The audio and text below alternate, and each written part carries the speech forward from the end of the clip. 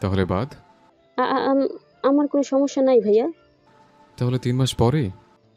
হুম। তখন শাওন চৌধুরী কথা ধরলেন। কিন্তু তোর পড়াশোনা?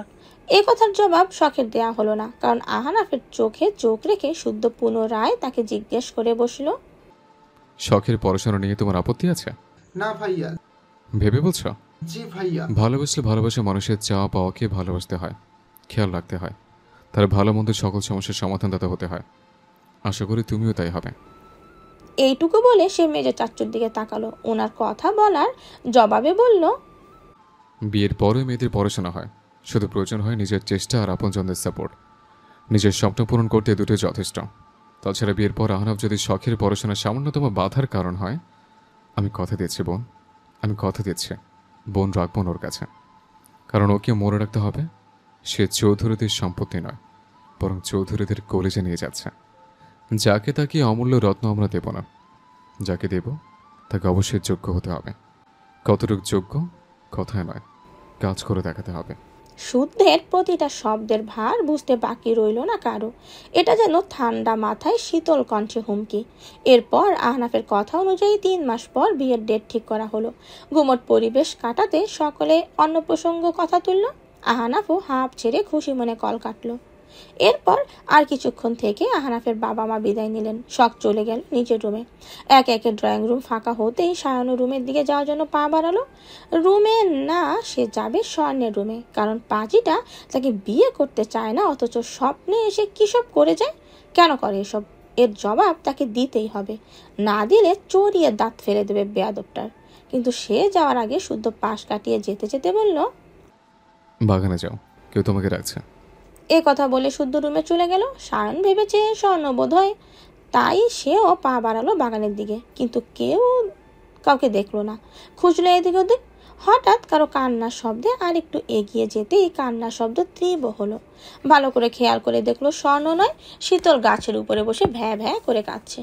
গাছের নিচে কাঁটা বিছিয়ে রাখা। তাকে দেখা মাত্রই সায়ন বিচলিত হয়ে বলল, এ কি কাণ্ড, ওখানে কেন তুই? আর এভাবে কাটা বিছিয়ে রাখা কেন? ওই কুত্তা বিছিয়েছে। তা কুত্তা এভাবে কাটা বিছিয়েছি বলিস কি? এ দেখি ডিজিটাল কুত্তা, একে তো জাদুঘরে রেখে আসা উচিত, সেই সাথে নামকরণ করা উচিত কাটা বিছানো কুত্তা। অন্য সময় হলে সায়নের কথা শুনে শীতল খিলখিল করে হাসতো, কিন্তু এখন মোটেও হাসতে ইচ্ছে করছে না তার। তাই নাক টেনে ফোফাতে ফোফাতে জবাব দিল, এই কুত্তা সেই কুত্তা নয়, একটা মানুষ কুত্তা। মানুষ আবার কুত্তা হয় কিভাবে? কি বলছিস পাগলের মতো?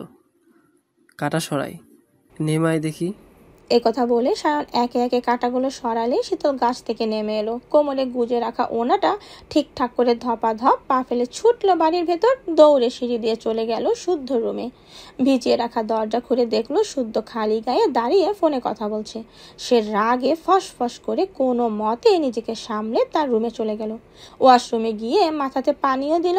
তারপর ভেজা চুল মুছে ধপ করে শুয়ে পড়লো বিছানার ওপর।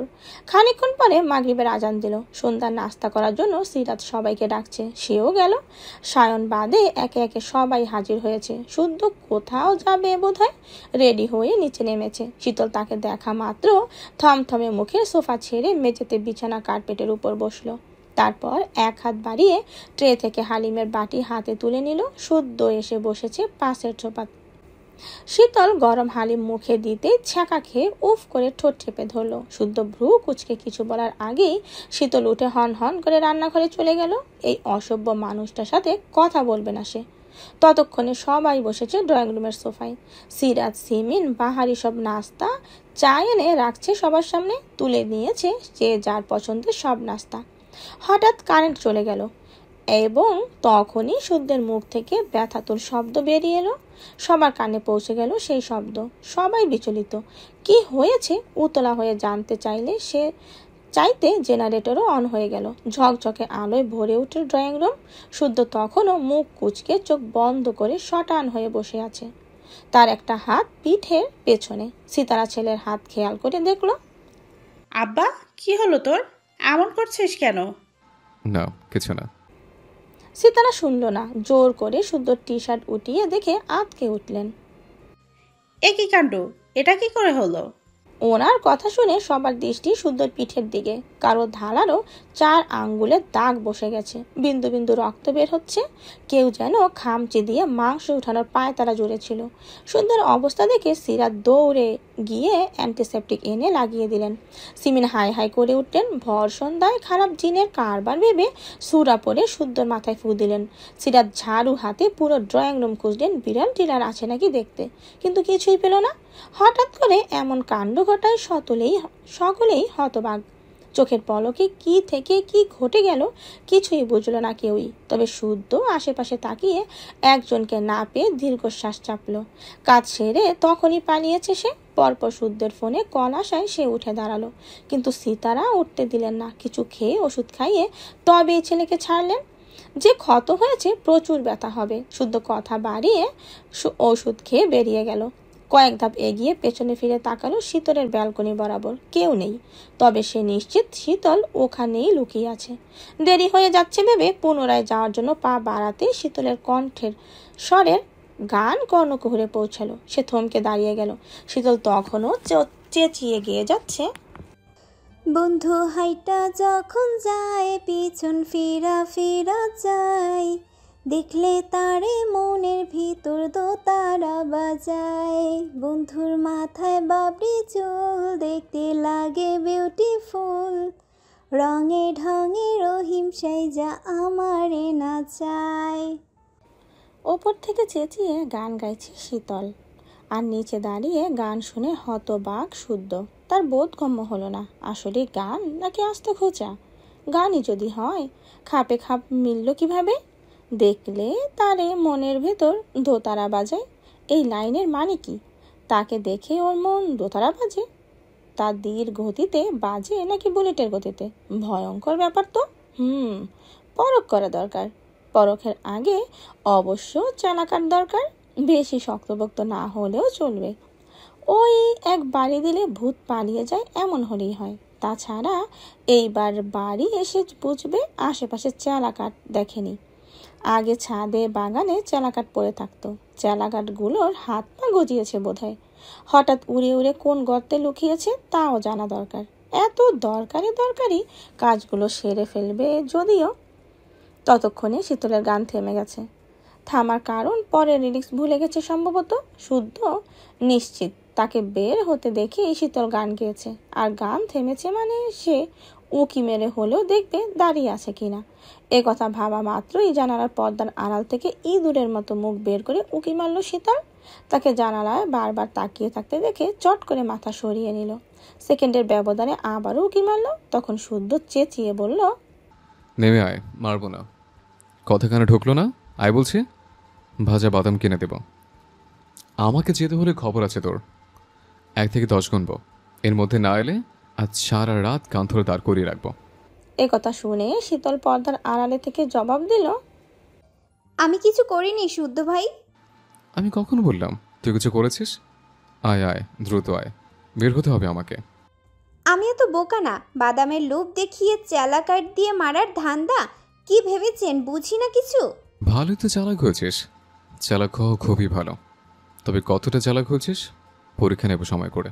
এখন আয়, নয়তো চলে যাব কিন্তু। কোথায় যাবেন? পাত্রী দেখতে। আমি যাব না। না, আগে আমি দেখে আসি, পছন্দ হলে সবাই গিয়ে দেখে আসিস। মেয়ে কি করে, দেখতে কেমন, গায়ের রং সাদা নাকি কালো, আমার মতো লম্বা চুল নাকি বব কাটিং, কাজল পরলে সুন্দর দেখায় তো? সুন্দরী বউ লাগবে না আমার, আমি চাই বুদ্ধিমতী বউ।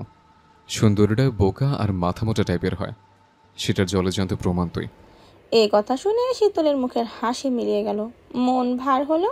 সে মুখ গোমরা করে জবাব দিল, চোখের সামনে থেকে বিদায় হন, নামবো না আমি। ওকে, আচ্ছা শোন, একটা কাজ করে দিতে পারবে? করলে কচকচে 500 টাকার নোট দেব। কি কাজ শুদ্ধ ভাই? একটা মোটা চালাকাঠ আমার রুমে রেখে আসবে। আজকাল বাড়িতে জঙ্গলি বেরোলের উপদ্রব বেড়েছে, মুখের ভাষাও জঘন্য, সাহায্য করা লাগবে। এসে যদি দেখি এই কাজ কমপ্লিট করেছে তাহলে সাথে সাথে টাকা পেয়ে যাবে। সত্যি তো? হুম। আচ্ছা থাক, তাহলে রাতে দেখা হচ্ছে। টাকা নেওয়ার জন্য রেডি থাকিস। এই কথা বলে শুদ্ধ সময় দেখে দ্রুত পায়ে বেরিয়ে গেল চৌধুরী বাড়ির গেট পেরিয়ে। শুদ্ধ চালাকিও ধরে ফেলেছে সে, তবে চালাকি খাটলো না দেখে খিলখিল করে হেসে উঠল। শুদ্ধকে জব্দ করতে পেরে খুশির অন্ত নেই। দুটো ডানা থাকলে আকাশে তখনই দু চক্কর মেরে আসার মতো খুশি তার অন্তরে।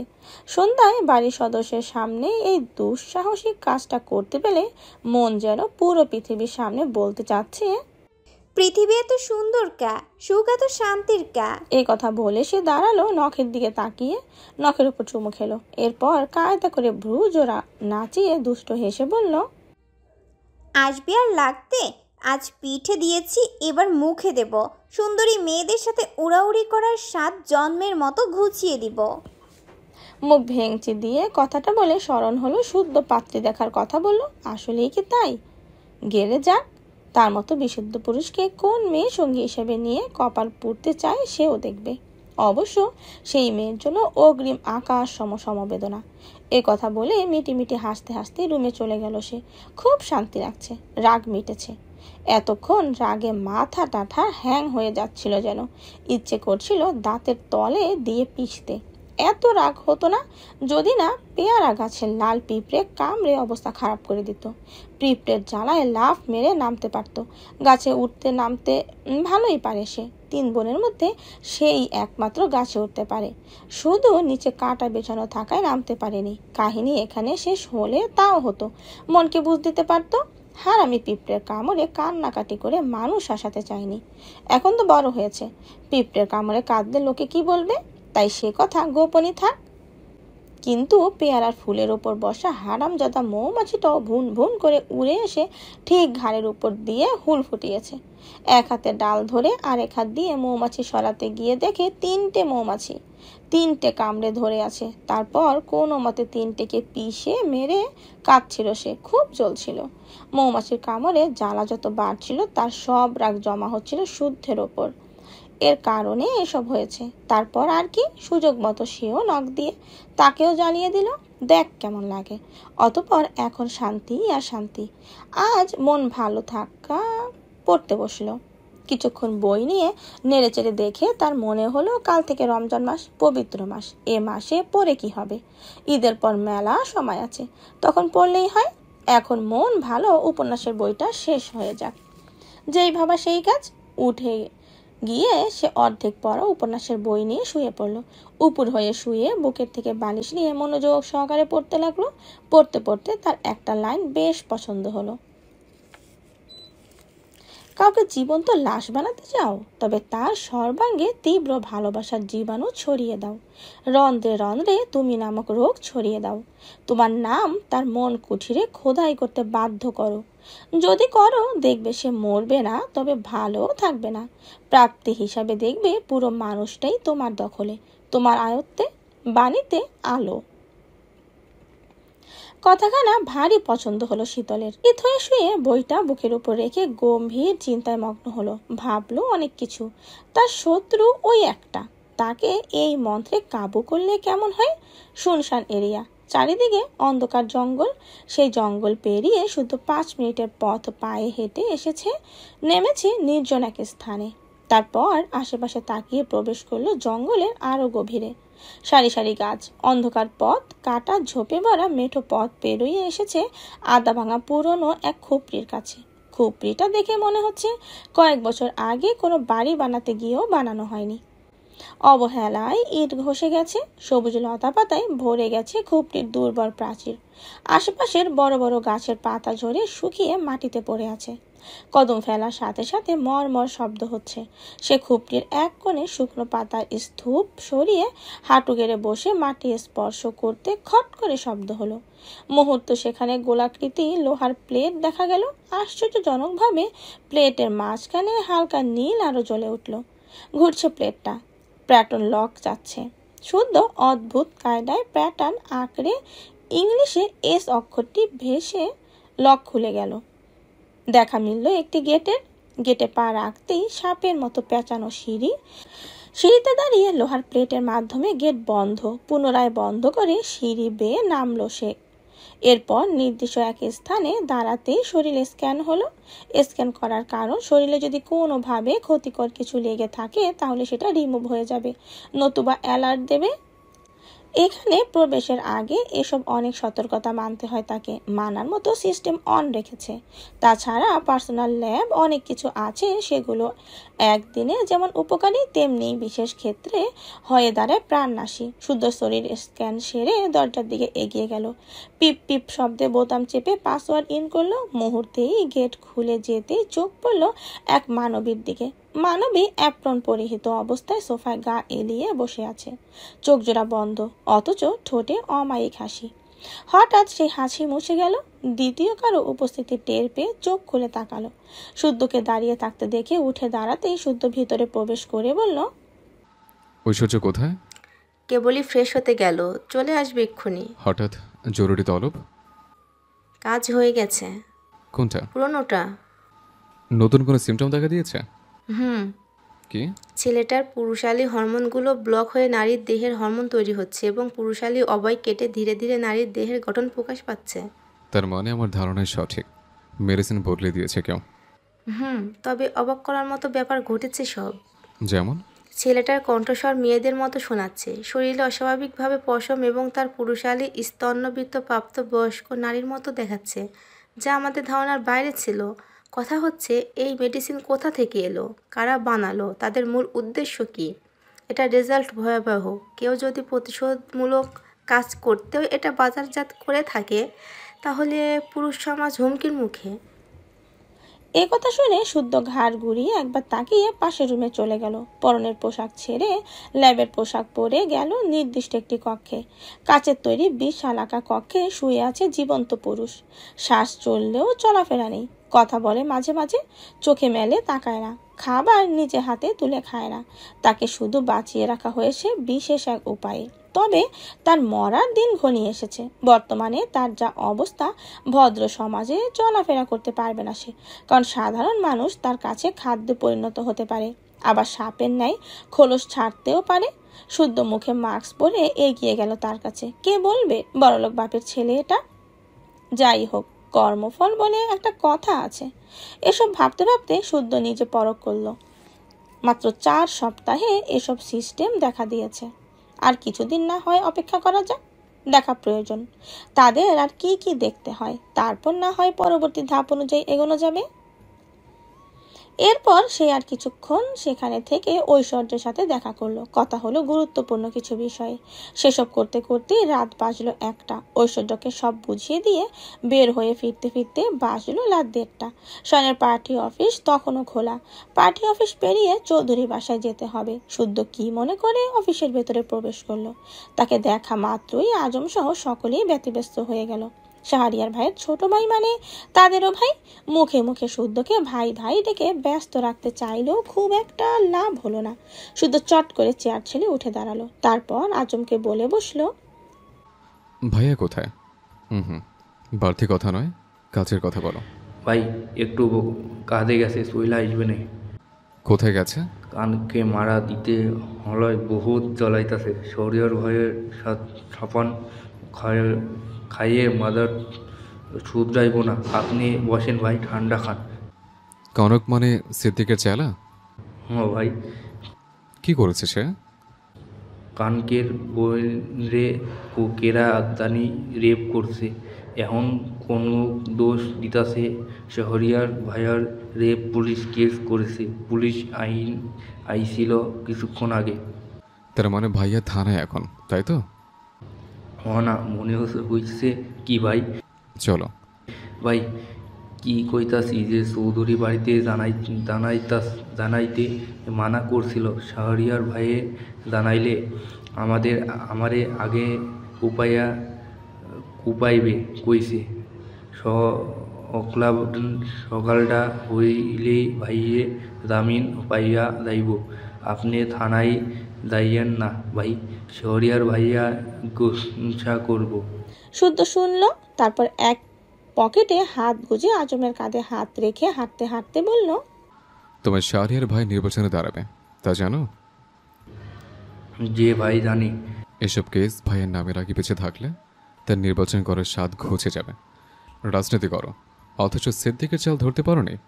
সিদ্দিকের এখন একটাই লক্ষ্য, ভাইকে নির্বাচন করতে না দেওয়া। এই জন্যই কনকের বোনের কেসটা ভাইয়ের ঘাড়ে চাপাতে চাচ্ছে হয়তো, যাতে কেস জারি হয় তার নামে। নির্বাচনের আগেই ভাইয়াও মুখ থুবড়ে পড়ে। যদি ভাইকে ভালোবাসো এবং তার স্বপ্ন পূরণ করতে চাও, তাহলে চলো জায়গা। রাতের দাগ রাতে মোছে, দাগ পড়বে না। দাগকে অবহেলা করতে নেই। কোন দাগ কার জীবনে মোড় ঘুরিয়ে দেয় বলো মুশকিল। তার কথাগুলো আজম হতবাক হয়ে শুনল। আসলেই তো, এভাবে তো ভেবে দেখেনি। এজন্য শিক্ষিত মানুষের সঙ্গে চলা উচিত, কারণ এরা জানেও বেশি, জ্ঞান রাখেও বেশি। দুজন কথা না বাড়িয়ে চলল থানার দিকে। যেতে যেতে শুদ্ধ ফোনে কারোর সাথে কথা বলল। কথা শুনে মনে হলো কোনো বড় মাপের মানুষ। এটাও বুঝলো শুদ্ধের রাজনীতিবিদদের সাথে যোগাযোগ আছে। সঙ্গে এটাও বুঝলো সায়নের জামিন হলো বলে থানায় অলরেডি জানানো হয়ে গেছে। ঘটনা বুঝে আজম হঠাৎ আমতা আমতা করে বলল, ভাই কান কথা কইতাম অনুমতি পাইলে। হুম। রাগ কইরেন না, ভুল কইলে মাফ করবেন, কইরা দিয়েন। মনের কথা চাইপা রাখতে পারি না, দিদেই খাই কইতাছি। ভাই আপনি ওসব কাজ ছাইরা আমাগো লাগে মাঠে আইসা পড়েন। কি দরকার শুধু শুধু অবুঝ হৃদয়ের এই হোগায় ইঞ্জেকশন মারা? আমাগো চারপাশে বড় বড় মোলা ইঁদুর আছে, তাও মুখোশ পরা ইঁদুর। আমি আর শহরিয়ার ভাই মাঠে নামছি হে করে মাপ সাফ করার লিগা। আপনি আমাগো সঙ্গ দিলে আরও ভালো হইতো, কারণ আপনি তো আমার ইঁদুরের হেগায় ইঞ্জেকশন মারার অভিজ্ঞতা আছে, পারবেন ভালোই। আমরা রোজ আপনারে ইঁদুর আইনা দিব, আপনি খালি ইঞ্জেকশন মারবে। আমি খালি ইনজেকশন মারি, একথা কে বলেছে? শীতল আপনা এসব ভাষা ব্যবহার করেছে? আপাই না না সি আপা, পড়ালেহা জানা মাইয়া এসব ভাষা কয় নাই। শুনি কত ভালো ভাষা ব্যবহার করেছে। ভালোবাসা কইছে আপা, ভালোবাসা কইছে। আসলে হয়েছে কি, আমি বাইরে আপনার কথা জিজ্ঞাইলাম, তখন আমি নতুন কাউরে চিনতাম না। শীতল আপাই ভাইয়ের সাথে ছিল। আপারে গাড়ি কইরা কলেজে নামাইয়া দিতে যাইতেছিলাম। আপনার কথা কাউনের পর আপাই কইছিল আপনি সাইটিস্ট। আমি বুঝি নাই এডি আসলে কি কাম কি। পরে আপা আমারে বুঝাইতে কইল আপনি বিজ্ঞানী, পরীক্ষা নিরীক্ষা করেন লিগা নাকি ইঁদুরের বামে ইঞ্জেকশন মারেন। আপা শিক্ষিত মাইয়া, তাই কইছিল বাম কি তাও বুঝি নাই। তখন পরে আপা তাই চইলা গেল। শহরিয়ার ভাই কইছিল বাম মানে হইল পাছা। ভদ্রলোকেরা পাছাকে সম্মান দেখানোর লিগা বাম কয়। আমার আবার এত ভালোবাসা মুখে আহে না, তাই আমি কইছি হেগো ভালো করছি না ভাই। আপনি আমাদের দলে চইলা আহেন না ভাই। মিল্লাই চইলা কাম করলে আমরাই হইব এখনকার রাজা। ক্ষমতার লোভ ভালো জিনিস নয় আজম। ক্ষমতার লোভ মানুষকে পশুতে পরিণত করে, বিবেকের দুয়ারে মরিচা ধরায়। তাছাড়া আমি আমার কাজ নিয়ে সন্তুষ্ট ছিলাম, আর তাই আছে। শুধু ইঁদুরগুলোনের উপরে এত রাগ কেন আপনার? হেরা যতই শুধু প্রাণী হোক, এগোরে কি লাগে না কেন? ভাইয়া কি রাগ হইলেন নাকি? ভুলভাল বকবক শোনার অভ্যাস আছে আমার, বলো তুমি, সমস্যা নেই। হ্যাঁ বাসাইলেন ভাই। এরপর আজম নিজের মতো করে বকবক করতেই থাকলো। শুদ্ধ শুনেছে কিনা বোঝা গেল না, কারণ সে ব্যাকটেরিয়ার নাম মনে করায় ব্যস্ত। এ সময় এই অবস্থায় হঠাৎ ব্যাকটেরিয়ার নাম মনে করার কারণ জানা না গেলেও কাউকে শিক্ষা দেওয়ার প্ল্যান এঁটেছে একথা শতভাগ নিশ্চিত। কারণ আর যাই হোক, সে অকারণে কিছু করে না। এদিকে প্রতিটা টিভি চ্যানেলের ব্রেকিং নিউজ, চাঞ্চল্যকর একটি ঘটনা। বারবার দেখা হচ্ছে নামি দামি একটি কালো গাড়ি, গাড়ির ডিকি খোলা এবং ডিকির মধ্যে রাখা মানুষের হাত পা। ছবি সুস্পষ্ট দেখা যাচ্ছে না যদিও, কারণ আবছা করা যাতে কেউ ভয় না পায়। কার গাড়ি? কাটা হাত বা কাদের? কোন অপরাধের কারণ এমন ভয়াবহ মৃত্যুদণ্ড বোধ হয় হলো কারো? সাংবাদিকরা ছবি তুলছে, প্রচার করছে নিউজ চ্যানেলে। তখনই সাক্ষী হতে হলো একটি ঘটনার। জানা গেল এ গাড়িতে রাজনীতিবিদ আবু সিদ্দিকের বড় ছেলের। সে বাইরের দেশে থাকলেও দিন 3 হলো দেশে এসেছে। পেশায় রাগবি, বাবার মতো রাজনীতির ধারে কাছেও নেই, শান্ত ও ধীর স্বভাবের। নাম কায়েস সিদ্দিক, বয়স 26-এর কাছাকাছি। কিছুক্ষণ আগে কায়েসের গাড়ি দেখালেও এখন কোয়েশকে গ্রেফতার করে নিয়ে যাওয়া দেখাচ্ছে। আবু সিদ্দিক সেই মুহূর্তে একটি বার গলায় লাল পানি ঢালছিলেন। ওনার মন মেজাজ ছিল অত্যন্ত ফুরফুরে। দলীয় অন্য সদস্যরাও ছিলেন আমোদ ফুর্তিতে। ঠিক সেই মুহূর্তে কনকের মাধ্যমে ছেলের বিপদের কথা পৌঁছে গেল সিদ্দিকের কানে। ছেলের গাড়িতে নাকি কাটা হাত পা পাওয়া গেছে। হিসাবে মোট 5 জন ছেলের হাত পা। সিদ্দিক মাথায় হাত দিয়ে বসে পড়লেন। নেশার ঘোরে পা জোড়া হরকে গেলেও দ্রুত ধরে ফেলল কনক। ফোন কলে পুনরায় খোঁজ নিয়ে জানলেন ঘটনা সত্য। এসবের মানে কি? ছেলে এ কাজ করতেই পারে না, অসম্ভব। কেউ না জানলেও উনি খুব ভালো করেই জানেন রক্তে ফোবিয়া আছে তার। রক্ত দেখতে পারে না। এর আগে রক্ত দেখে বহুবার প্যানিক অ্যাটাক হয়েছে তার। হসপিটাল থেকে অনেকবার চিকিৎসা চলমান। এমনকি ছেলের কারণে বাসায় মুরগি কবুতরও জবাই হয় না। অথচ কার এত বড় স্পর্ধা হলো যে ছেলেটাকে এভাবে ফাঁসালো? কিসের রাগ তুলল? সে যেই হোক, তাকে ছেড়ে দেওয়া যাবে না, বরং এর পেছনে কারা আছে সেটা বের করতে হবে। এমন ভয়ঙ্কর প্ল্যান যার মাথা থেকে বেরিয়ে আসে সাধারণ কেউ নিশ্চয়ই নয়। এসব ভেবে উনি সময় নষ্ট না করে উঠে দাঁড়ালেন। চট করে ওনার স্মরণ হলো সায়নের কথা। সায়ন থাকলে এসব ঝামেলা চুটকি মেরে সমাধান করে দিত, কিন্তু এখন সে নেই। নতুন করে পাখা গজিয়েছে তার। এখন কদিন উড়ুক, সময় করে টুপ করে পাখা ঝেড়ে দিলেই হবে। সদ্য উঠতে শেখা পাখি উচ্চতায় গেলে নিজেকে অন্য কিছু মনে করে। সায়নেরও একই অবস্থা। দল ছেড়ে সে ভেবেছিল একাই দল গুছাতে পারবে। অবশ্য সে পারলেও তাকে করতে দেয়া হবে না, কারণ সোনা ডিম পাড়া হাঁসকে তার ক্ষমতা বুঝতে দেওয়া বুদ্ধিমানের কাজ না। এতে মালিকের বিপদ কিনা? কায়েসের ঘটনা যখন টিভি চ্যানেলের ব্রেকিং নিউজ, আজম, শুদ্ধ আর সায়ন একসাথে থানা থেকে বের হচ্ছিল, তখন আজমকে তাদের দলের একজন কল করে ঘটনা জানতে সেও সায়নের কানে কথাগুলো পৌঁছে দিল। সায়ন শুনে হঠাৎ হো হো করে হেসে উঠল। হাসতে হাসতে পেটে খিল ধরার উপক্রম। শুদ্ধ কিছু না বললেও আজম বলল, হাসছেন কে ভাই? আমারেও কোন আমিও একটু হাসি। এমনি এমনি হাসছি না রে পাগলা। ঠাপ খেয়ে বাপ টাকার সময় এসে গেছে বেচারা সিদ্দিকের। ওর নাজেহাল অবস্থা দেখে হাসছি। ও এ কাম করলো কেডায়? আছে একজন। কেডাই ভাই? আমার ছায়াসঙ্গী। এরপরে প্রশ্ন করার সাহস হলো না আজমের, তবে ধারণা করে ঠোঁট টিপে হাসলো। সায়ন আজমকে চলে যেতে বলে দুই ভাই এগুলো বাড়ির পথে। দুজনের কাছে দুটো বাইক, মাঝারি গতিতে পাশাপাশি বাইক চালাচ্ছে দু ভাই। কারো মুখে কথা নেই, অথচ কিছুক্ষণ আগের ঘটনায় দুজনই অবগত। তারা এও জানে কোয়েশকে পরিকল্পনা ছাড়াই ফাঁসিয়ে দিয়ে পাশার পুরো চাল উল্টে দিয়েছে সুবর্ণ চৌধুরী স্বর্ণ। এই স্বর্ণ মাঝে মাঝে এমন সব কারবার করে সায়ন না হেসে পারে না। এটাও যে রাগের বহিঃপ্রকাশ খুব করে জানে সে। আর এটা তার একটা কাজের খেলার মোট চূড়ান্ত সীমানায় নিয়ে যাবে, এটা হয়তো সিদ্দিক আন্দাজও করতে পারে না, যদিও চালটা একটু পেঁচানো। এ যেমন সিদ্দিক ওর দলেরই এক ছেলেকে নিয়ে কনকের বোনকে রেপ করালো, তাও এত নিখুঁতভাবে বোঝার উপায় নেই এটা তার পূর্ব পরিকল্পনা। রেপ করার স্থানে আবার রেখে এসেছিল সায়নের নাম খোদাই করা ব্রেসলেট। শুদ্ধ দিয়েছিল এই ব্রেসলেটটা। সেটা পেয়ে কনকের ধারণা পূর্বশত্রুতার জেরে এ কাজ করেছে। এর মধ্যে সিদ্দিকও যাতা বুঝিয়েছে, বিচারের দাবিতে কেসের কথা আগে স্মরণ করিয়েছিল, যাতে সায়নকে কেসে ফাঁসিয়ে নির্বাচন আটকাতে পারে। বোকা কনক বিশ্বাস করে সায়নের নামে কেস ঠুকেছে, যাতে কেস থাকায় নমিনেশন আটকে যায়। তাদের প্ল্যান এই অবধি ঠিকঠাক ছিল, কিন্তু ঠান্ডা মাথায় স্বর্ণ ব্যাপারটা সহজে হজম করেনি। সায়নের গায়ে রেপ কেসের দাগ তার মনে ভয়ঙ্কর জেদ সৃষ্টি করেছে। ফলস্বরূপ আজমকে দিয়ে ছেলেগুলোর হাত পা নিয়ে সিদ্দিকের ছেলের গাড়ির ডিকিতে রাখিয়েছিল। এদিকে সিদ্দিক যখন সায়ন অ্যারেস্ট হয়েছে বলে আমোদে ফুর্তিতে ব্যস্ত, তখন স্বর্ণই সিদ্দিকের ছেলেকে কট খাইয়ে দিয়েছে।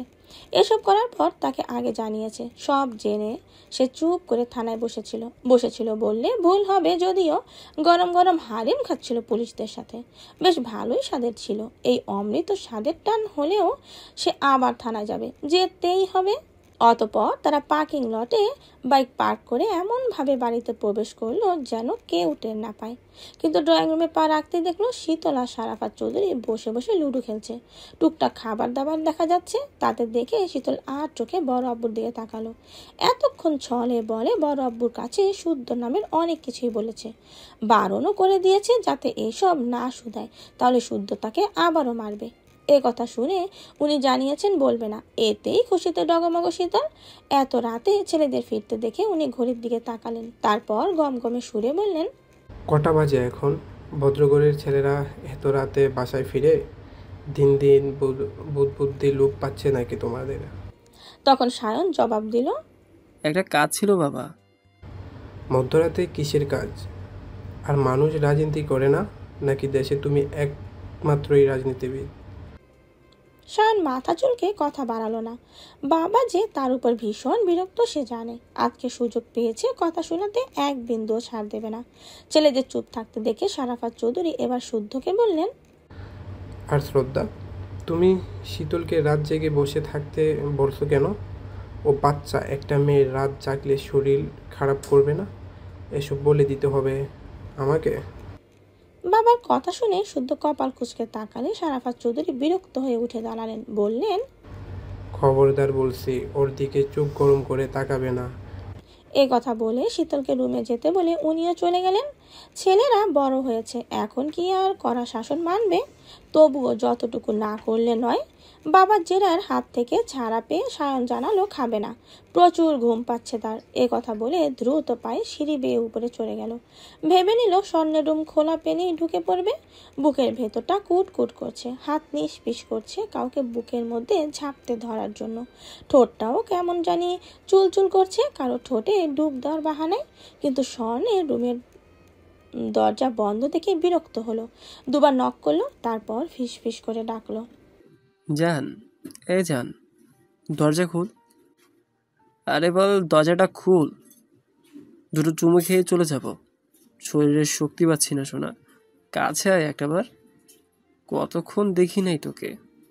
ওই হারামজাদা সিদ্দিকের বউয়ের কসম, তোর কপালে, দু চোখে, দুই গালে, নাকে, ঠোঁটে, থুতনিতে, গলায় আর কাঁধে একটু চুমু খাবো। এইটুকুতেই হয়ে যাবে আমার। খুল সোনা। এত ডেকেও সারা শব্দ না পেয়ে বকতে বকতেই নিজের রুমের দিকে পা বাড়ালো সায়ন। আর স্বর্ণ দরজার পাশে দাঁড়িয়ে ঠোঁট কামড়ে হাসছিল। ওদিকে শুদ্ধ গা এলিয়ে সোফায় বসেছে। গা ঘামার কারণে পিঠের সেই ক্ষততে প্রচণ্ড জ্বলছে। জঙ্গলিটা তখন সর্বশক্তি দিয়ে খামচি বসিয়েছে। কি মনে করে শীতল পানির গ্লাসটা এগিয়ে দিলেও নিল না। তাই দেখে শীতল মুখ বাঁকালো, মনে মনে গালি দিল। তখন শুদ্ধ বলল, আবার নালিশ করেছিস? এটাও বিশ্বাস করতে হবে? আমি টিভিতে মুভি দেখছিলাম, বড় আব্বু পানি নিতে এসেছিলেন, আমাকে বসে থাকতে দেখে ঘুমাতে যেতে বললে আমি বলেছি সায়ান ভাই আর শুদ্ধ ভাই এখনো ফিরেনি, ওনারা এলে খেতে দিতে হবে। খেতে দে। আচ্ছা। চল খাবার গরম করে খেতে ডাকলে শুদ্ধ খেতে বসলো। তার পাশের চেয়ারে আইসক্রিম নিয়ে বসলো শীতল। তারপর পটানো সুরে বলল, শুদ্ধ ভাই, আপনি ওই হাদিসটা জানেন? কোন হাদিস?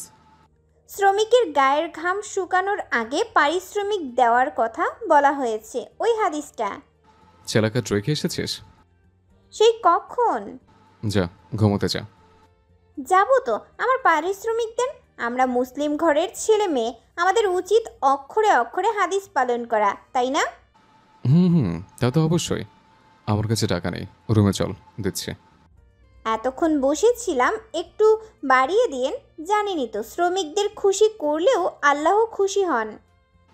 ও নিয়ে ভাবিস না, তোকে খুশির চূড়ান্ত লেভেল অবধি ঘুরিয়ে আনার দায়িত্ব আমার। বলছিলাম যে দেশে ফিরলেন আমাদের জন্য কিছু কিছু আনেননি? না মানে প্রতিবারই তো আনেন। তার মানে আবার আমার চলে হাতিয়েছিস তুই? ইয়ে মানে একটু হাতিয়েছিলাম, কই চকলেট টকলেট পেলাম না তো। এ কথা শুনে শুদ্ধ ঘাড় ঘুরিয়ে তাকালো। এত মারে বকে তাও শুধরানো নয় এই মেয়ে। এই কি কখনো বড় হবে না, বুদ্ধি শুদ্ধি হবে না? জবাবের অপেক্ষায় তাকিয়ে থাকতে দেখে সে বলল, প্রতিবার তোদের জন্য আনি, এবার শুধু আমার জন্য এনেছে।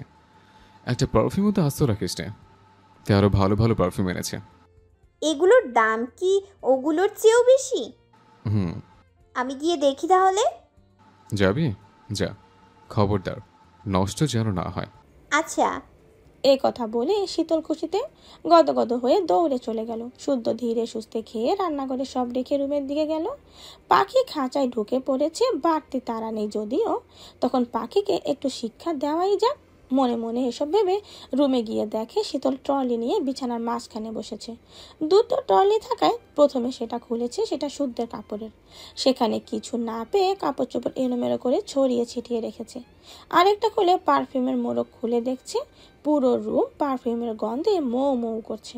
শুদ্ধ আপাতত কিছু বলল না, রুমের দরজা লক করে স্টাডি টেবিলের উপর বসলো। খাতা ও কলম টেনে নিয়ে ঘষ ঘষে কিসব লিখলো। তারপর ঝরঝরে হাতের লেখায় পূর্ণ খাতাটি শীতলের হাতে ধরিয়ে দিয়ে বলল, এখানে 15টা ব্যাকটেরিয়া ও কোন ব্যাকটেরিয়া কোন রোগ হয় লেখা আছে। এগুলো মুখস্থ করে লিখে এরপর রুম থেকে বের হবে। শীতল হতবাক, এই মধ্যরাতে কোন দুঃখে ব্যাকটেরিয়ার নাম মুখস্থ করতে যাবে? নিজের পড়া ধরে ছুঁয়ে দেখে না, অথচ সে খাতাতে চোখ বুলিয়ে দেয়াল ঘড়ির দিকে তাকালো। তারপর বলল, এত রাতে ব্যাকটেরিয়ার নাম মুখস্থ করব কেন শুদ্ধ ভাই? কোন ব্যাকটেরিয়ার কারণে কোন রোগ হয়, কোন ওষুধ রোগ সারে। শীতল মুখ লটকে তাকিয়ে রইল। মধ্যরাতে এসব অত্যাচার সহ্য হয়? সে খাতাতে চোখ বুলিয়ে নিল। এত বড় বড় ইংলিশ বানান উচ্চারণ করবে কিভাবে? পড়তে গিয়ে দাঁতগুলো না ঝরঝর করে পড়ে যায়। সে খাতা থেকে নজর সরিয়ে বিছানা থেকে নামতে নামতে বলল, অনেক রাত হয়েছে, বড় আব্বু রাত জাগতে বারণ করেছে, শরীরটাও খারাপ লাগছে শুদ্ধ ভাই, কাল মুখস্থ করে দেব। এ কথা বলে দরজার কাছে গিয়ে দেখে দরজা লক করা। পার্স ইন করলে দেখাচ্ছে রং পাসওয়ার্ড। সে বিস্ফোরিত দৃষ্টিতে পেছন ঘুরে দেখে শুদ্ধ নেই। ওয়াশরুম থেকে পানি পড়ার শব্দ আসছে, অর্থাৎ জব্দ করার সব পথ ঠিকঠাক করে এসে গেছে ফ্রেশ হতে। শীতল পুনরায় পার্স দিল, না তাও হলো না, বরং শুদ্ধর ফোনে অ্যালার্ট নোটিফিকেশন আসতে থাকলো। শীতল কাঁদো কাঁদো মুখে পুনরায় বিছানায় বসলো। এবার কি হবে? 20 মিনিট পর শুদ্ধ মাথা মুছতে মুছতে বেরিয়ে এলো। কালো ট্রাউজার আর সাদা টি শার্ট। তাকে মলিন মুখে দাঁড়িয়ে থাকতে দেখে শুদ্ধ শুধালো, মুখস্থ বল দেখি। শুদ্ধ ভাই আর কখনো আপনার অবাধ্য হব না, টাকাও লাগবে না, যেতে দিন প্লিজ।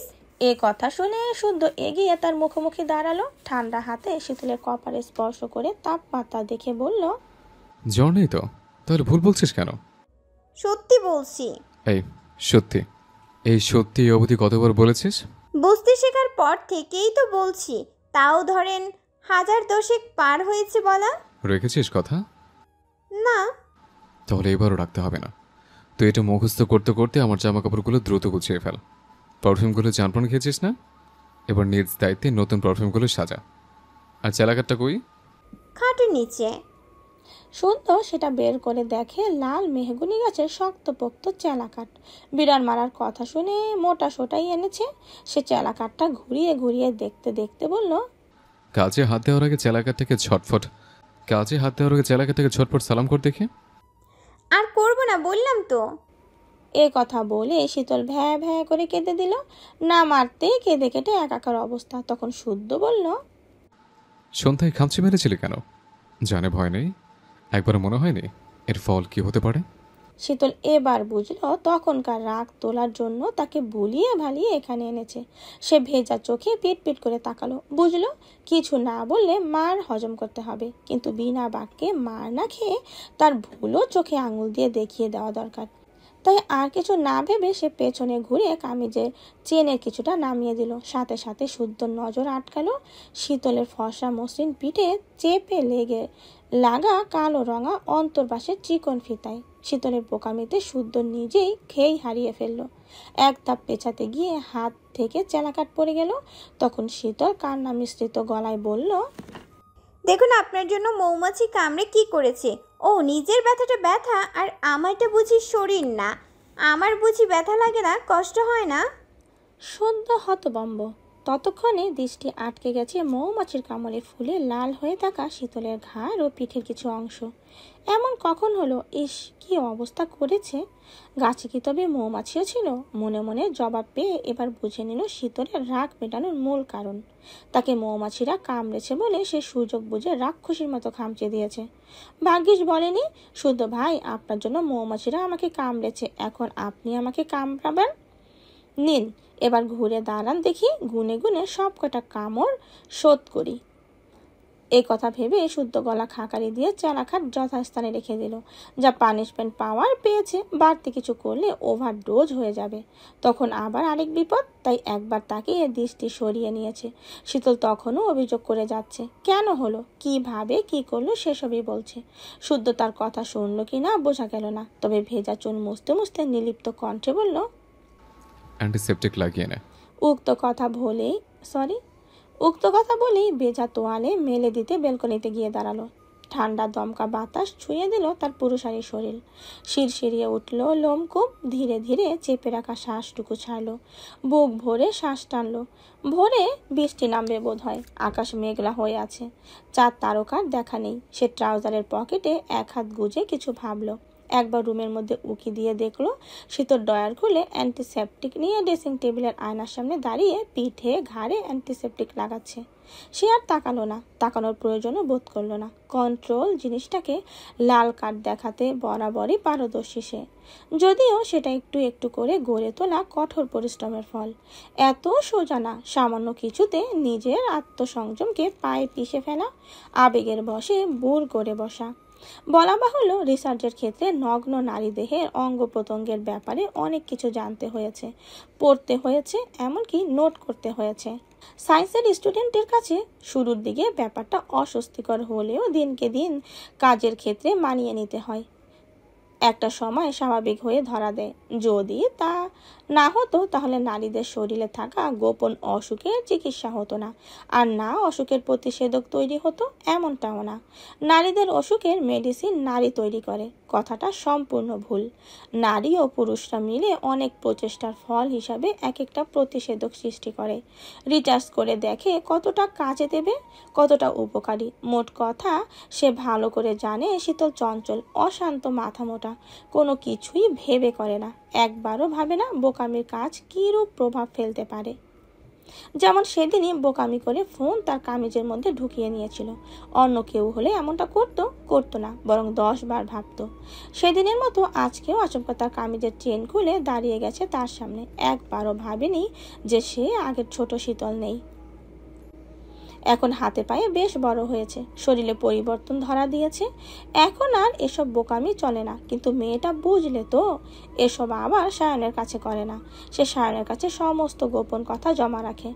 এমন সব গোপন কথা তাদের মুখে বোম পড়লেও কেউ বলবে না, আর না তাদের দেখে কেউ টের পাবে না। অথচ সে এত মারে বকে, তবুও তার কাছে উদ্ভট কর্মকাণ্ডগুলো করে। যদিও এসবে অভ্যেস হয়ে গেছে আজকাল, এজন্য বোধহয় অন্তর্বাসের কালো ফিতা দেখেও তেমন কিছু মনে করনি। হচ্ছে না, বরং স্বাভাবিক, সব স্বাভাবিক। এর কারণ হতে পারে কঠোর আত্মসংযম, তবে একদিন নির্দিষ্ট কারো প্রতি সমস্ত কন্ট্রোল হারাবে। বাধা নিষেধের দুয়ারে তালা লাগিয়ে বদ্ধ উন্মাদ হবে। এতটাই উন্মাদ হবে যা কেবল সেই নারী তার উন্মাদনার মাতাল হবে, কাতর হবে, ছটফটিয়ে কান্নারত স্বরে অভিযোগ ছুড়বে, আপনার নামের মতো আপনি শুদ্ধ পুরুষ নন, আপনি অতিষ্ঠ এক অসভ্য পুরুষ। এদিকে শীতল অ্যান্টিসেপটিক লাগিয়ে কামিজের চেইন আটকে নিল। বিকাল থেকে যা ঘটেছে এসবের মূল হোতা এই শুদ্ধ। সে মূল অপরাধী, তার প্রমাণ রয়েছে তার গায়েও। এত কিছুর পরেও একটা সরি বলল না। কেন বললো না? বলতেই হবে। সে ভুল করলে তাকে ছাড়ে না, বরং চেলা কাট দিয়ে মেরে আধ বড়া করে দেয়। আজ সে ভুল করেছে, অর্থাৎ তাকে সরি বলতেই হবে। না বললেই আগামীকাল এমন কিছু ঘটাবে যার জন্য এই বিশুদ্ধ পুরুষই দায়ী থাকবে। এসব ভেবে গুটি গুটি পায়ে গিয়ে দাঁড়ালো ব্যালকনিতে। ব্যালকনির লাইট অব্দি জ্বালাননি পাষাণ মানব কুটকুটে অন্ধকারে দাঁড়িয়ে কোনো রাজ্যাপাট চালাচ্ছে কে জানে। তার উপস্থিতি টের পেয়ে ও তাকালো না শুদ্ধ। পূর্বের ন্যায় একই ভঙ্গিমায় দাঁড়িয়ে আছে, তবে শীতল একটু পর পর ঘাড় ঘুরিয়ে তাকালো, গা ঘেঁষে দাঁড়ালো। ঘুটঘুটে অন্ধকার চারিদিক, গাছগুলোতে কেমন দানবের মতো লাগছে, যেন এই বুঝি মাথা তুলে হাউ মাউ করে তেড়ে ফুরে আসবে। আশেপাশের কোথাও একটা পেঁচা ডাকছে, কি অদ্ভুত স্বর। সেই মুহূর্তে কারেন্ট চলে গেল, বাতাসের গতি বাড়লো, ঝড় উঠছে। চোখের পলকেই বড় বড় বৃষ্টির ফোঁটা আছড়ে পড়লো মাটির বুকে। শান্ত হতে লাগলো উত্তপ্ত মাটির বুক, ঝরালো সোডা মাটির গন্ধ। শীতল আশপাশের গাছগাছালির দিকে তাকালো না, বরং একটু সরে গেল। ভয়ে মুখ চুপসে গেছে। কখন না জানি তেনাদের চোখে চোখে পড়ে যায়। আচ্ছা, যদি সত্যি সত্যি চোখে চোখ পড়ে যায় তাহলে কি করা উচিত? লাজুক মুখ সে হাসা উচিত, নাকি ভয়ে জ্ঞান হারানো উচিত? কি করবে সে? কোনটা করলে ভালো হবে? এসব ভেবে পরক্ষণই ভাবলো, আরে ধুর, পাশে শুদ্ধ ভাইয়ের মতো একটা সার মার্কা তেনা থাকতে এক ভয় কিসের? এ কথা ভেবে মুখ টিপলে হাসলো। তারপর গ্রিলের ফাঁক গলিয়ে বৃষ্টির পানি ছুতেই মন ভালো হয়ে গেল। ভুলে গেল কিছুক্ষণ আগের ঘটনা। মুখ ভর্তি হাসি নিয়ে মিষ্টি করে ডাকলো, শুদ্ধ ভাই। যা করতে বলেছি করে বিদায় হ। কর্কশ কণ্ঠে কথাটা বলতে দেখে শীতলের মুখের হাসি নিভে গেল। মলিন মুখে তাকালো পাশে দাঁড়ানো বর্বর মানবটার দিকে। সব সময় খ্যাক খ্যাক করে কেন? একটু ভালো করে বললে কি হয়? ততক্ষণে জেনারেটর অন হয়ে গেছে, ঝকঝকে আলোয় ভরে গেছে শুদ্ধের রুম। তাই সে বলল, রুম কি তোর বাপের নাকি তোর শ্বশুরের যে তোর কথা মতো রুমে যেতে হবে? বড় আব্বুকে বলে দিব আপনি কিন্তু অকারণে আমার সাথে খারাপ ব্যবহার করেন। আমিও বলবো, যখন তখন আমার রুমে এসে আমাকে বিরক্ত করিস। কই যখন তখন আসি? এখন এসেছি কারণ আপনার কারণে মৌমাছির কামড় খেতে হয়েছে। যা করেছেন তা দেখবেন না। আমি করেছে? আমি করলে দাঁড়িয়ে থাকার অবস্থায় থাকতে? কথা বাড়িস না, রুমে যা। রুম কি আপনার বাপের নাকি আপনার শ্বশুরের যে আপনার কথা মতো রুমে যেতে হবে? এ কথা বলে সে নিজেই খিলখিল করে হেসে হাতের পানি ছুড়ল শুদ্ধের দিকে। এবার শুদ্ধর মেজাজ বিগড়ে গেল। সে শক্ত হাতে শীতলের লম্বা বেনুনি হাতে পেঁচিয়ে টান দিতেই শীতল ব্যথাতুর শব্দ করে উঠল। চুল ছাড়াতে মোচড়ামুচি করতে লাগলো। তখন শুদ্ধ হাতের বাঁধনে দ্বিগুণ চাপ প্রয়োগ করে বলল, এত জ্বালাস কেন আমাকে? কি সুখ পাস আমাকে জ্বালিয়ে? উফ, লাগছে শুদ্ধ ভাই, ছাড়ুন। আর জ্বালাবি? জ্বালাবো। এ কথা শুনে হাতের মুঠ করা একটু শক্ত করতে শীতল মাঘও বলে কেঁদে উঠল। আর জ্বালাবে না বলে কথা দিল। তখন শুদ্ধ চুল ছাড়লো। ছাড়া পেয়ে মুখ ভেঙচি কেটে রুমে চলে গেল শীতল। একে একে ছড়ানো জামা কাপড় গুছিয়ে রাখলো। পূর্বের ন্যায় সব পারফিউমের কৌটাগুলো থরে থরে সাজালো। এবারের পারফিউমের বোতলগুলোর ডিজাইন অন্যরকম সুন্দর। সবগুলো বোতল কাচের অফ হোয়াইট কালার বিধায় লাইটের ঝলকানিতে চোখ ধাঁধিয়ে যাচ্ছে। সে সাজাতে সাজাতে প্রতিটা পারফিউম নিজের গায়ে স্প্রে করছে। সুগন্ধ শুকছে, সব কটা মিলিয়ে অদ্ভুত সুগন্ধ বের হচ্ছে শরীর থেকে। এসব করতে করতেই হঠাৎ স্মরণ হলো উপন্যাসের প্রিয় উক্তির কথাটা। বিড়বিড় করে একবার আওড়ার দিল, কাউকে জীবন্ত লাশ বানাতে চাও? তবে তার সর্বাঙ্গীর তীব্র ভালোবাসার জীবাণু ছড়িয়ে দাও। রন্ধে রন্ধে তুমি নামক রোগ ছড়িয়ে দাও। তোমার নাম তার মন কুঠুরিতে খোদাই করতে বাধ্য করো। যদি করো, দেখবে সে মরবে না, তবে ভালোও থাকবে না। প্রাপ্তি হিসেবে দেখবে পুরো মানুষটাই তোমার দখলে, তোমার আয়ত্তে। মনে মনে এ কথা আওড়ে সে উকি মেরে দেখলো শুদ্ধকে। দুই পকেটে হাত গুজে এখনো ওভাবেই দাঁড়িয়ে আছে। অশান্ত পুরুষ শান্ত হওয়ার কারণ বুঝলো না সে। তার জানা মতে একটাও বৃষ্টি প্রেমী না শুদ্ধ ভাই। তবে এই নিয়ে তার ঘাটাঘাটি চাপাচাপি করলো না, শুধু চেঁচিয়ে বলল, আরেকটা ট্রলি কোথায়? কই খুঁজে পাচ্ছি না তো শুদ্ধ ভাই। শুদ্ধ এসে ট্রলি বের করে বিছানায় আদাশোয়া হয়ে বসলো। ফোনে কল করতে করতে হাসানের মেসেজ এলো তার বউটা জব্দ হয়েছে। আগের মতো খারাপ ব্যবহার করছে না, বরং স্বামীকে চোখে হারাচ্ছে। মেসেজটা ফ্রেন্ডের চ্যাট গ্রুপে বলায় মজা করা শুরু করে গেল। হাসানকে পচাতে সবাই বেবি নিয়ে নেওয়ার বুদ্ধি দিল, কেউ বিনামূল্যে টিপসও দিল। শুদ্ধ বন্ধুদের মস্করা দেখে হাসলো শুধু। এদিকে কার্পেটের উপরেই বসে পড়েছে শীতল। ট্রলির চেন খুলে দেখছে কি কি এনেছে। তার পছন্দের চকলেট দেখে চট জলদি মুখ পুড়ল, আরও দুটো খোসা ছাড়িয়ে পাশে রাখলো। তারপর খচমচ করে চিবোতে চিবোতে 3টে একই রকম লেডিস ওয়াচ দেখে বুঝলো ওদের 3 বোনের জন্য। এত চমৎকার স্মার্ট ওয়াচ, তবে 3টের মধ্যে কোনটা নেবে বুঝতে পারলো না, তাই 3টেই শুদ্ধ সামনে নিয়ে গেল। একবার ওয়াচগুলোর দিকে তাকিয়ে নিজের হাতের দিকে তাকালো, তারপর খুশিতে গদগদ হয়ে শুধালো, আমার কোনটা শুদ্ধ ভাই? একটাও না, 3টের মধ্যে 2টো শখ আর স্বর্ণের জন্য, আর একটা আর একটা? ঐশ্বর্যের।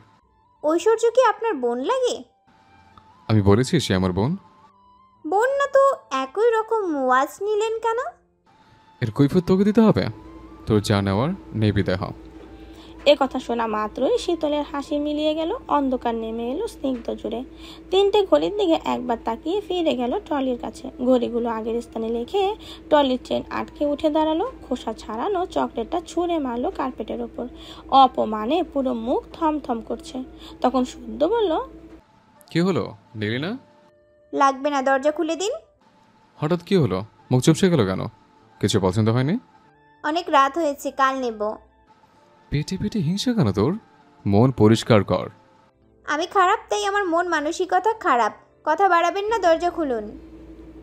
শুদ্ধ ভ্রু কুচকে তাকিয়ে রইল। সে উঠছে না দেখে শীতল একের পর এক ভুল পার্সেন্ট করতেই লাগলো। শুদ্ধ উঠে এক হাত টেনে দরজা থেকে সরাতেই শীতল চেঁচিয়ে বলল, সবসময় সব কিছু ভালো লাগে না, যেতে দিন। বস বস, ভুল পার্সে দরজা লক হয়ে গেছে, একটু নিউ পার্সেন্ট করলে দরজা খুলবে। এই কথা শুনে শীতল বসলো, মেঝের দিকে তাকিয়ে ভাবছে কিছু। সে হঠাৎ মুখ তুলে তাকালো, বিছানার আধশোয়া শুদ্ধের আপাদমস্তক দেখলো, কিছু চিন্তা করলো। কিয়ারা প্রায় বলে শুদ্ধ ভাই সুদর্শনের সেরা। তার পারফেক্ট হাইট, চোখ, নাক, ঠোঁট, কথা বলার ভঙ্গিমা, হাঁটার স্টাইল, পোশাকের ধরনে অভিজ্ঞদের ছাপ। আসলেই কি তাই? যদিও খেয়াল করা হয়নি। সময়ই বা কোথায়? কারণে অকারণে ধমকের উপর রাখলে খেয়াল করা সম্ভব। তাছাড়া সত্যকে কেউ খুঁটিয়ে খুঁটিয়ে দেখে। এই বাড়ির প্রতিটি, এই চৌধুরী বাড়িতে অঘোষিতভাবে তার একটাই শত্রু, সোয়াব শুদ্ধ।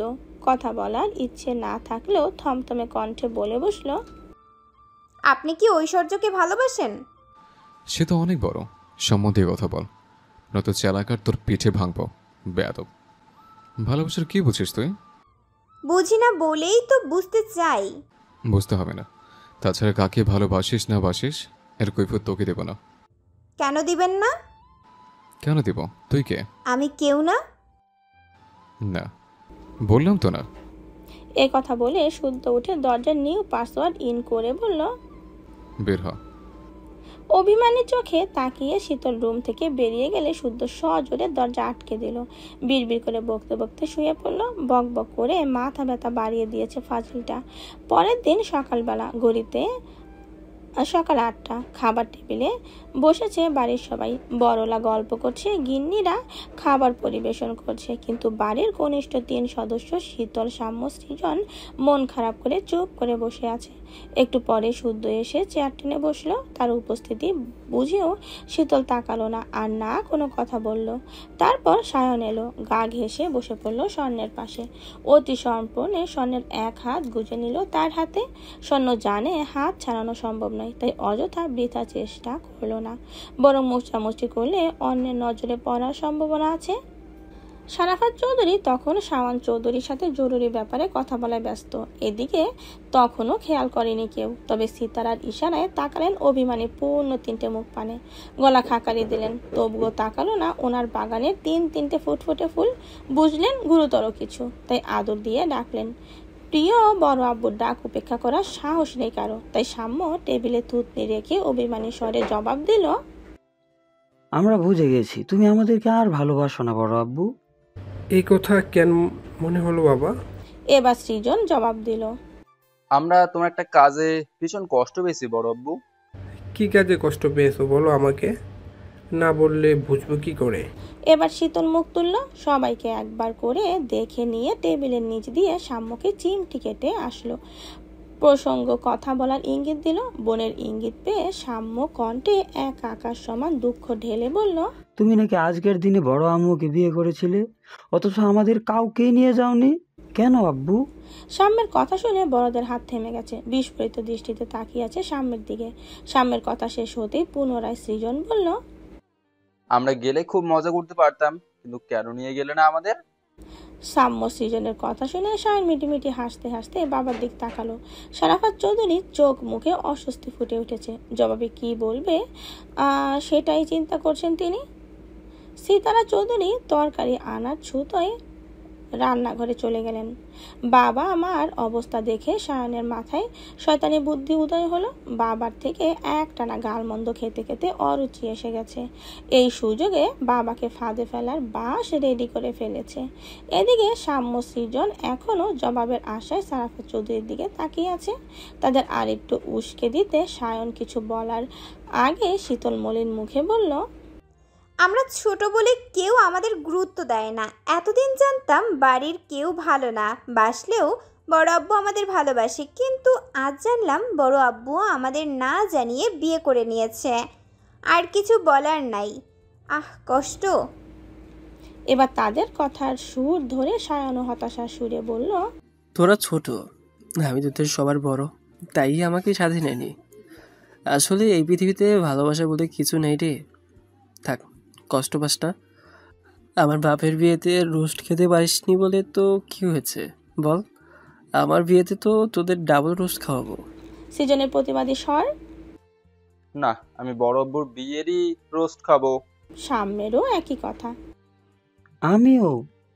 এদিকে সিরাজ সিমেন শখ শাওয়ান চৌধুরী পারছে না হেসে মেঝেতে গড়াগড়ি খেতে। দম ফাটা হাসি চেপে রাখাও যে কত কষ্টের হাড়ে হাড়ে টের পাচ্ছেন ওনারা।